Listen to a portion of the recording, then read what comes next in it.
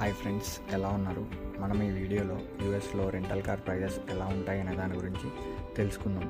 So rental car price అనేది car యొక్క model and miles మీద డిపెండ్ అవుతుంది. అంటే అది 2016 మోడలా 2018 మోడలా అనే దాన్ని బట్టి డిపెండ్ అవుతుంది. అండ్ మనకి నెలకి లిమిటెడ్ మైల్స్ కావాలా అన్లిమిటెడ్ మైల్స్ కావాలా అనే దాని మీద కూడా డిపెండ్ అవుతుంది అనమాట.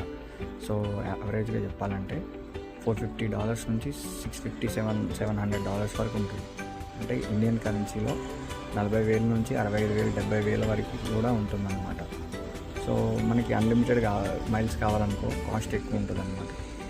లేదు మనం ఎక్కువ యూజ్ చేయం, లిమిటెడ్ మైల్స్ అంటే ఒక $500 అంటే 45,000కి అలా మంత్లీ రెంట్ వచ్చేస్తుంది అనమాట.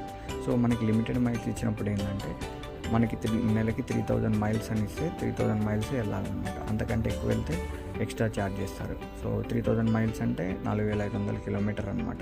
సో యూఎస్లో ఇక్కడ కిలోమీటర్స్ ఉన్న మైల్స్ అంటారు. ఒక మైల్ అంటే 1.5 కిలోమీటర్ అనమాట. సో నెక్స్ట్ వచ్చే వీడియోలో కార్కి ఇన్సూరెన్స్ కావాలా వద్దా, ఇన్సూరెన్స్ ప్రైజెస్ ఎలా ఉంటాయి, పెట్రోల్ ప్రైజెస్ ఎలా ఉంటాయి అనే దాని గురించి తెలుసుకుందాం.